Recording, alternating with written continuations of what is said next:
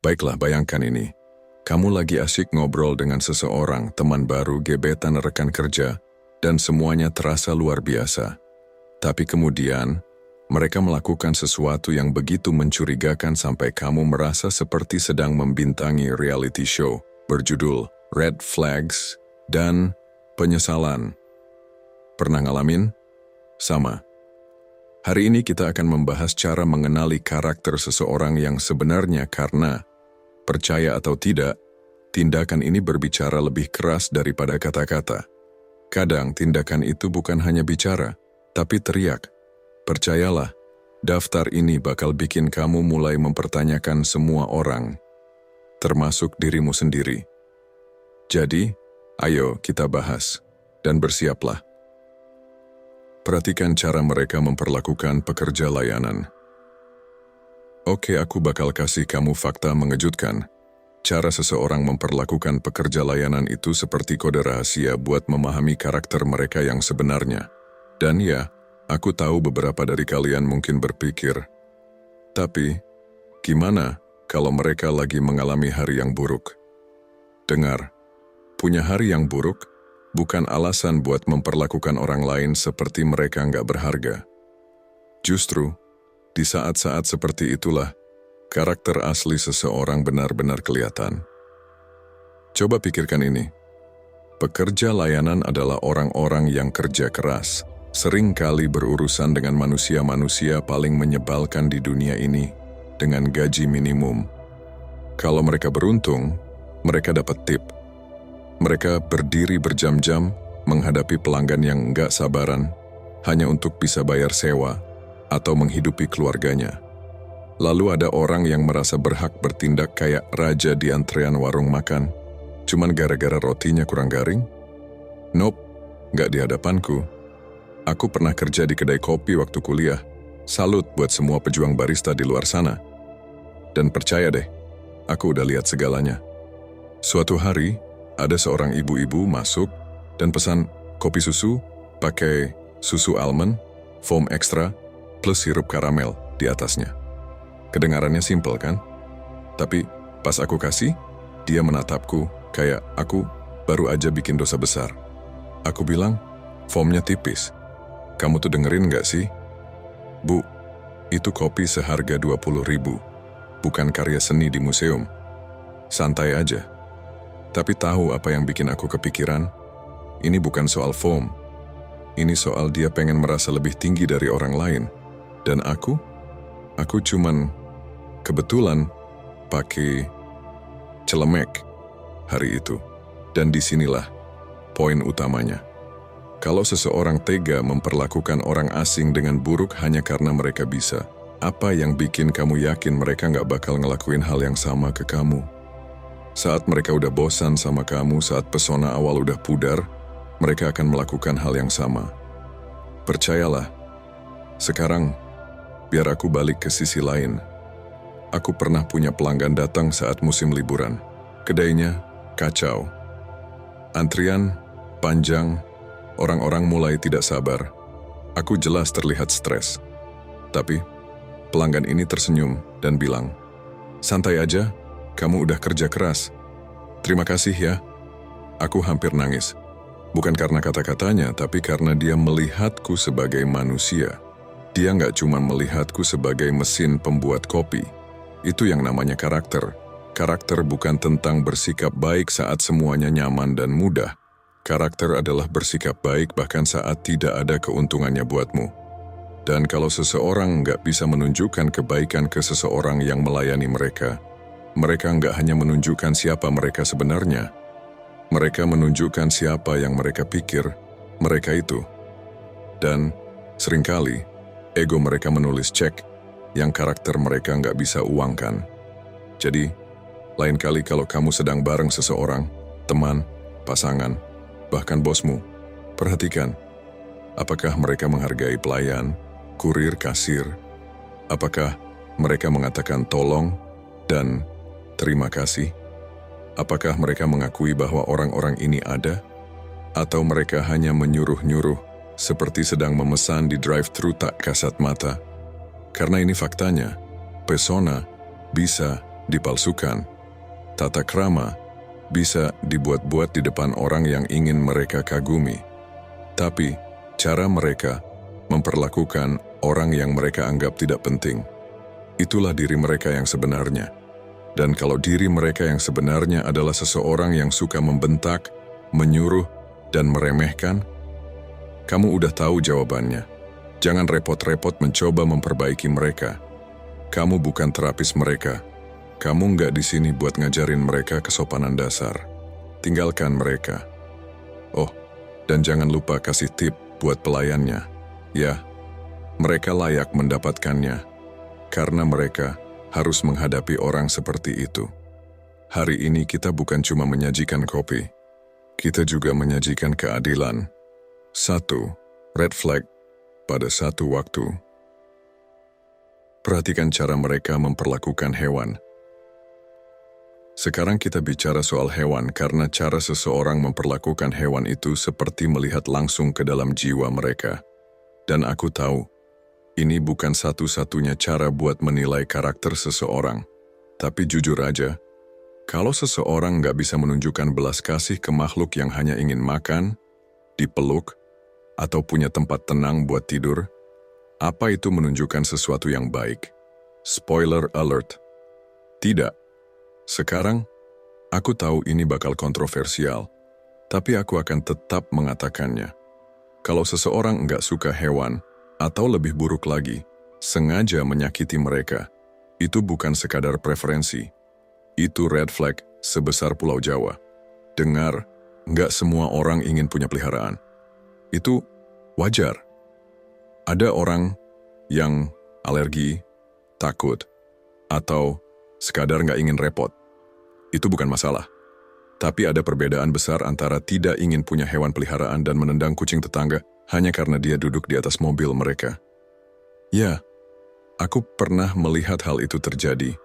Dan biar ku beritahu, orang yang melakukan hal itu punya vibe psikopat yang serius. Kenapa? Karena hewan itu polos. Mereka nggak peduli seberapa kaya atau sukses kamu.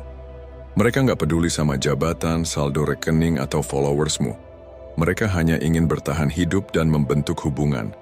Dan kalau seseorang bisa melihat makhluk yang begitu murni dan gak berdaya hanya sebagai gangguan atau sesuatu yang bisa dikendalikan, itu adalah refleksi bagaimana mereka melihat dunia.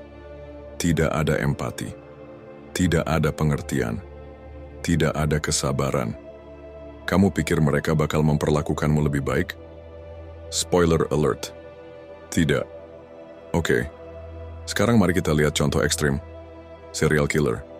Ya, kita bakal ke arah situ. Banyak pembunuh berantai memulai dengan menyakiti hewan. Kebetulan, aku rasa tidak. Dan apakah aku bilang temanmu yang nggak sengaja menginjak siput di taman adalah Ted Bundy berikutnya? Mungkin tidak. Tapi tetap aja, itu membuatmu berpikir, bukan? Oke, mari kita bahas pengalaman pribadiku. Aku dulu punya teman, sebut saja namanya Mike. Mike kelihatan normal. Dia ramah, santai, suka bercanda. Tapi suatu hari kami ada di barbecue party. Ada seekor anjing yang mondar-mandir di sekitar kami, mengendus-endus mencari makanan. Mike, dengan santainya, menyenggol anjing itu dengan kakinya. Aku ngeliat, oke, mungkin dia cuma bercanda. Lalu dia melakukannya lagi, lebih keras. Dan dia tertawa. Anjing itu menyelipkan ekornya di antara kakinya dan menjauh, jelas ketakutan. Dan tahu apa yang Mike katakan? Itu cuma anjing. Santai aja. Mike, itu bukan cuma anjing. Itu adalah glimpse dari fakta bahwa kamu mungkin nggak punya hati. Dan nggak mengherankan, setelah kejadian itu aku mulai memperhatikan hal lain tentang dia. Dia nggak peduli sama perasaan orang lain. Dia nggak pernah benar-benar mendukung teman-temannya. Dia selalu mencari cara buat merasa lebih superior. Dan nggak perlu dikatakan lagi, aku nggak berteman dengan dia lagi. Tapi sekarang, mari kita lihat sisi sebaliknya. Aku pernah berkencan dengan seseorang. Kita sebut aja namanya Salsa. Di kencan kedua, kami sedang berjalan pulang dari restoran. Tiba-tiba, dia berhenti. Aku bingung. Kenapa dia berhenti? Ternyata, ada seekor kucing kecil menggigil ketakutan di bawah tong sampah. Dia nggak ragu-ragu. Dia jongkok, memanggil kucing itu dengan lembut, mencoba menenangkannya. Dia bukan cuma berkata, "Kasihan ya," lalu lanjut jalan. Tidak. Dia menggendong kucing itu, membawanya pulang, dan keesokan harinya dia membawanya ke dokter hewan. Kemudian, dia mencarikan rumah untuknya. Itu karakter. Karena menunjukkan kepedulian kepada hewan bukan berarti kamu hanya suka anjing atau kucing. Bukan berarti kamu harus punya 12 ekor kucing di rumah. Itu berarti kamu menghargai kehidupan, sekecil apapun itu. Itu menunjukkan bahwa kamu bisa keluar dari kepentingan pribadimu dan peduli pada sesuatu yang nggak bisa memberikan imbalan apapun, kecuali mungkin ekor yang bergoyang atau dengkuran lembut. Dan jujur aja, itu sesuatu yang indah. Jadi, kalau kamu ingin tahu karakter asli seseorang, ajak mereka ke tempat di mana ada hewan, perhatikan. Apakah mereka lembut, sabar? Apakah mereka senang melihat hewan? Atau mereka malah mencoba mengusirnya? Dan tolonglah, kalau seseorang bilang, "Aku benci hewan," jangan abaikan itu. Itu bukan sekadar preferensi. Itu adalah peringatan. Karena kalau seseorang nggak bisa menunjukkan kebaikan pada makhluk yang murni dan tanpa pamrih, apa yang tersisa untuk kita semua? Dan hey, kalau seseorang menyelamatkan kucing liar atau menghabiskan 20 menit ngobrol sama anjingmu, kasih mereka poin tambahan. Mereka mungkin layak dipertahankan. Perhatikan bagaimana mereka bereaksi terhadap kesuksesan orang lain. Sekarang kita masuk ke salah satu indikator paling jelas dari karakter seseorang. Bagaimana reaksi mereka saat orang lain menang? Karena, jujur aja, gampang banget buat tersenyum saat kita yang dapat promosi, kita yang dapat liburan impian, atau kita yang dapat mobil baru berkilau. Tapi gimana kalau yang menang itu temanmu, atau rekan kerja, atau bahkan orang asing dari SMA yang tiba-tiba muncul di Instagram dengan cincin tunangan yang lebih besar dari hidupnya? Nah, disitulah topeng mulai turun. Karena nggak semua orang bisa benar-benar ikut bahagia untuk kesuksesan orang lain. Beberapa orang akan bertepuk tangan di depanmu, tapi di belakang mereka, rolling eyes sampai kedengaran bunyinya. Dan kita semua pasti pernah ketemu orang dengan energi, "Oh, bagus sih buat kamu," yang terdengar lebih palsu dari drama sinetron sore. Dengar, aku bakal jujur. Merasa sedikit iri itu manusiawi. Kita semua pernah merasa sedikit terganggu ketika seseorang mencapai sesuatu yang kita inginkan. Tapi pertanyaannya adalah, bagaimana kita menanganinya? Apakah kita menjadikannya motivasi?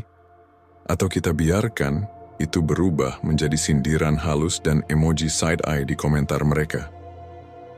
Aku kasih contoh nyata. Beberapa tahun lalu, salah satu teman terdekatku mendapat pekerjaan impian. Dia meneleponku, super excited, dan meskipun aku juga ikut bahagia buat dia, ada suara kecil di belakang kepala yang berbisik, "Kenapa bukan aku?" Aku merasakan itu.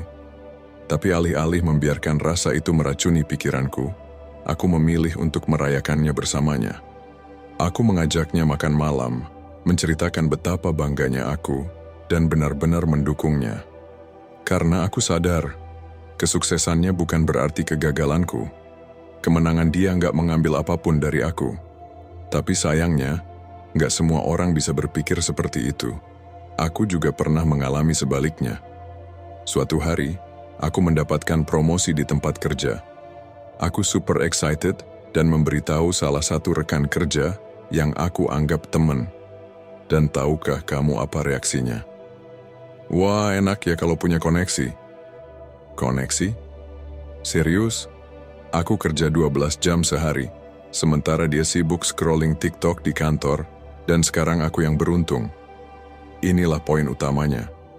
Bagaimana seseorang bereaksi terhadap kesuksesan orang lain menunjukkan apakah mereka melihat hidup sebagai kompetisi atau kolaborasi. Orang dengan karakter baik nggak butuh melihat orang lain gagal untuk merasa baik tentang diri mereka sendiri. Mereka mengerti bahwa kesuksesan bukan sesuatu yang terbatas. Sementara mereka yang jadi pahit, sinis, atau defensif, mereka sedang menunjukkan rasa tidak amannya dengan sangat jelas. Dan percaya atau tidak, energi itu menular. Kamu nggak ingin orang seperti itu dalam lingkaranmu. Jadi, aku kasih tes sederhana. Lain kali, perhatikan bagaimana orang-orang di sekitarmu bereaksi ketika seseorang di grup mendapatkan sesuatu yang luar biasa. Apakah mereka benar-benar bahagia? Apakah mereka mendukung, memberi selamat, menawarkan bantuan, atau mereka tiba-tiba diam, mengalihkan topik, atau bahkan meremehkan pencapaian itu? Kalau yang terjadi adalah yang terakhir, catat itu baik-baik. Karena orang-orang yang nggak bisa merayakan kemenangan orang lain, nggak akan bisa merayakan kemenanganmu. Dan apakah kamu benar-benar ingin orang seperti itu di sekitarmu? Mungkin tidak. Dan satu hal lagi, kalau kamu sendiri merasa iri, jangan panik. Itu nggak membuatmu jadi orang jahat. Itu membuatmu manusia. Tapi alih-alih membiarkan perasaan itu mengontrolmu, gunakan itu sebagai pengingat untuk fokus pada perjalananmu sendiri. Ubah kecemburuan jadi inspirasi, bukan racun. Karena di dunia ini, kemenangan bukan sesuatu yang terbatas. Jadi tepuk tangan buat orang lain, kerjakan dirimu sendiri, dan ingat, cahaya orang lain gak pernah meredupkan sinarmu. Malah, itu justru menerangi seluruh ruangan. Perhatikan bagaimana mereka menanggapi kata tidak. Baiklah, bersiaplah karena yang satu ini bisa membuat beberapa orang tidak nyaman. Kalau kamu benar-benar ingin tahu karakter asli seseorang, perhatikan bagaimana mereka bereaksi saat diberi jawaban tidak. Dan aku nggak cuma bicara soal hubungan romantis. Ini juga berlaku di pertemanan, pekerjaan, bahkan keluarga. Kita semua suka mendengar kata iya. Itu mudah, itu menyenangkan. Tapi kata tidak, nah disitulah ujian karakter sebenarnya dimulai. Bagaimana seseorang bereaksi terhadap penolakan, batasan, atau sekadar ketidaksepakatan bisa menentukan segalanya. Pernah nggak kamu menolak seseorang, entah itu menolak ajakan, menolak bantuan, atau sekadar bilang maaf, aku nggak bisa, lalu tiba-tiba mereka berubah? Senyum mereka menghilang, nada suara mereka berubah, atau, yang lebih parah lagi, mereka mulai memanipulasi dan membuatmu merasa bersalah? Itu bukan reaksi normal, itu red flag. Dengar, aku pernah punya teman yang kita sebut saja namanya Sarah. Sarah adalah orang yang seru, selalu mengatur acara, trip, makan bareng. Aku suka itu. Sampai suatu hari, aku bilang, aku nggak bisa ikut makan bareng karena aku sibuk. Dan tahu apa reaksinya? Oh, oke. Aku nggak akan ngundang kamu lagi kalau gitu. Hah? Maaf, sejak kapan makan bareng jadi ajang hukuman dan penghargaan? Inilah intinya. Orang-orang yang nggak bisa menerima kata tidak dengan baik, seringkali bukan karena mereka kecewa dengan situasi itu sendiri, tapi karena mereka kehilangan kendali atasmu. Mereka lebih peduli dengan perasaan mereka sendiri daripada menghormati batasan yang kamu buat. Dan ini berlaku di mana-mana. Aku pernah bilang tidak ke bosku tentang proyek tambahan yang aku nggak punya waktu buat ngerjain. Dan reaksinya, silent treatment selama seminggu penuh. Seorang pemimpin sejati? Tidak. Seorang bayi besar dalam tubuh orang dewasa? Sangat mungkin. Dengar baik-baik. Orang yang dewasa dan punya karakter baik bisa menerima kata tidak tanpa menganggapnya sebagai serangan pribadi. Mereka nggak akan marah. Mereka nggak akan merajuk. Mereka nggak akan mencoba memanipulasimu. Karena mereka mengerti bahwa batasan adalah bagian dari hubungan yang sehat. Jadi, kalau seseorang mulai drama setelah kamu bilang tidak, percayalah, Itu bukan orang yang ingin kamu pertahankan dalam hidupmu. Sekarang, aku ingin membalikkan cermin. Coba pikirkan diri sendiri sejenak. Pernahkah kamu sendiri bereaksi kurang baik saat seseorang bilang tidak kepadamu? Be honest. Aku pernah. Suatu waktu, aku meminta teman untuk membantuku pindahan rumah. Dan dia bilang enggak bisa. Reaksiku, aku merasa sedikit kesal. Aku berpikir, masa sih dia nggak bisa luangin waktu sebentar buat bantu? Tapi kemudian, aku sadar, jawabannya bukan tentang aku. Itu tentang batasan dia. Dan kalau aku benar-benar menghargainya sebagai teman, aku harus menghormati batasan itu. Jadi, inilah tes buatmu. Lain kali, perhatikan bagaimana orang-orang di sekitarmu bereaksi terhadap tidak. Apakah mereka menerima dengan tenang? Atau mereka mulai memanipulasi, membujuk, atau bahkan menghukummu secara emosional? Dan yang lebih penting, bagaimana kamu sendiri bereaksi saat seseorang bilang tidak kepadamu? Karena cara kita menangani penolakan adalah cerminan dari kematangan emosional kita. Jadi ingat, kata tidak bukan akhir dari dunia. Itu adalah batasan. Dan batasan seharusnya dihormati. Perhatikan candaan mereka.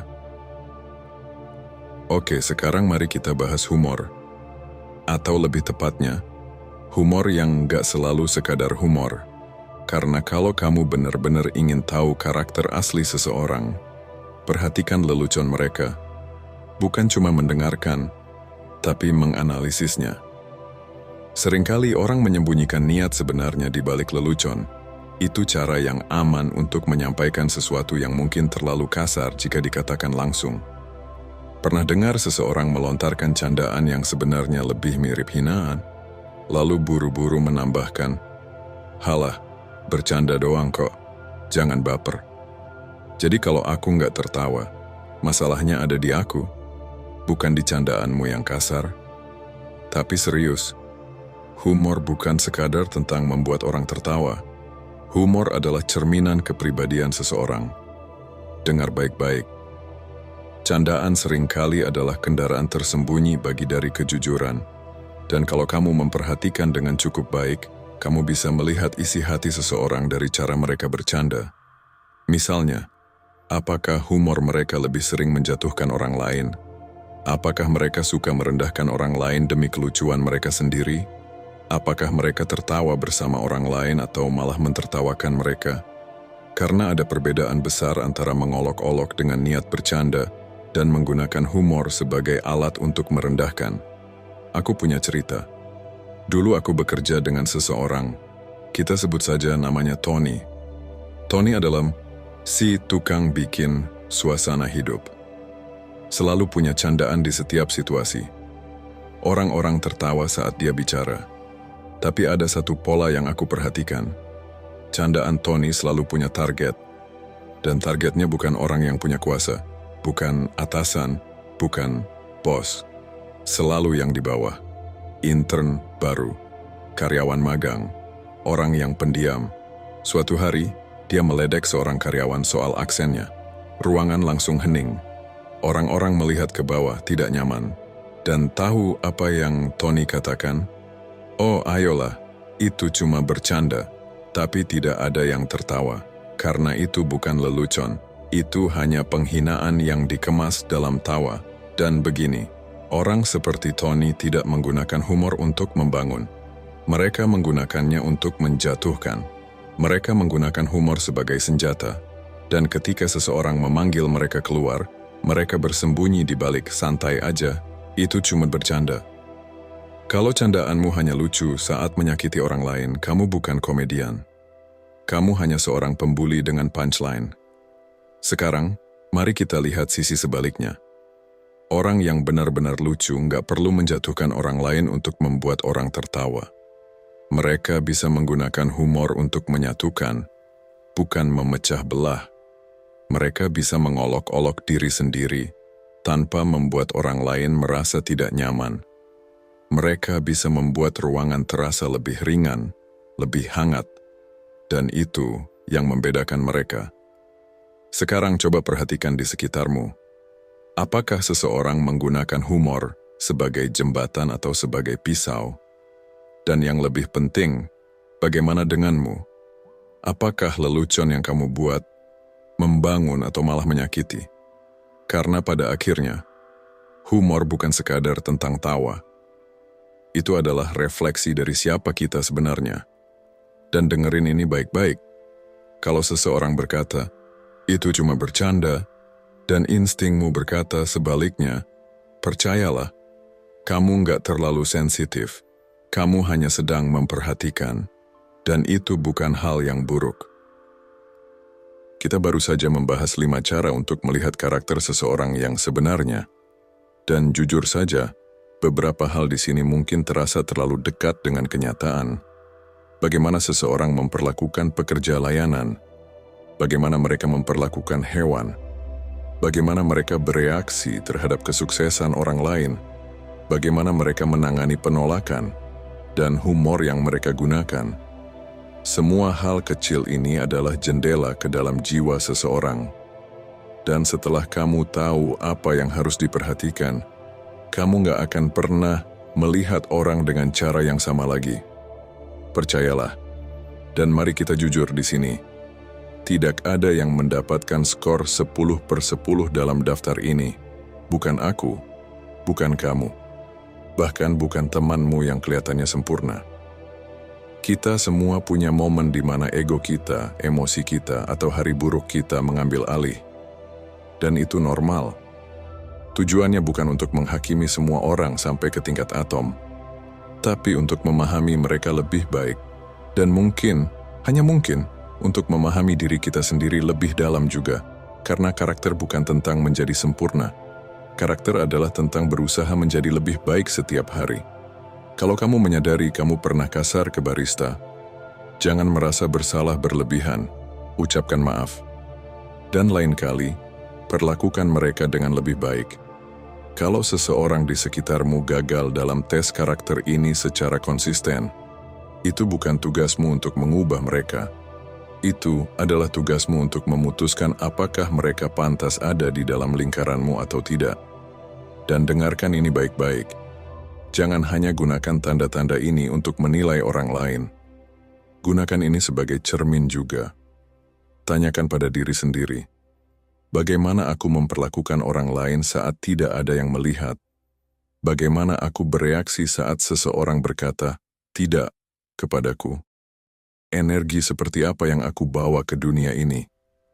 Karena kalau kamu ingin dikelilingi oleh orang-orang yang baik, jujur, dan suportif, kamu harus menjadi orang itu terlebih dahulu. Kamu menarik energi yang kamu keluarkan. Jadi, ayo keluarkan yang terbaik. Sekarang, aku ingin mendengar dari kalian. Apa momen paling mengejutkan yang pernah kamu alami saat seseorang menunjukkan warna aslinya? Apakah itu cara mereka memperlakukan seorang pelayan? Atau bagaimana mereka bereaksi terhadap kemenanganmu? Atau mungkin mereka pernah mengatakan sesuatu yang kedengarannya bercanda, tapi ternyata menyakitkan? Aku ingin tahu. Jadi tinggalkan komentar di bawah, karena kita semua di sini untuk belajar dan berkembang bersama. Dan kalau video ini membuatmu berpikir, kalau ini membuatmu tertawa, cringe, atau bahkan mulai mempertanyakan teman-temanmu sendiri, tekan tombol like. Bukan buat aku, tapi buat algoritma YouTube, supaya pesan ini bisa menjangkau lebih banyak orang. Dan kalau kamu belum jadi bagian dari komunitas ini, klik tombol subscribe. Nyalakan notifikasi, karena kita masih punya banyak hal untuk dibahas. Dan mari kita jujur, dunia ini butuh lebih banyak kejujuran, humor, dan orang-orang yang berani mengatakan sesuatu seperti apa adanya. Jadi ingat ini, perhatikan hal-hal kecil. Cara seseorang bertindak saat mereka pikir tidak ada yang melihat, itulah kebenaran terbesar yang akan kamu temukan. Dan yang terpenting, tetap penasaran, tetap baik hati, dan tetap jadi dirimu yang terbaik. Sampai jumpa di video berikutnya.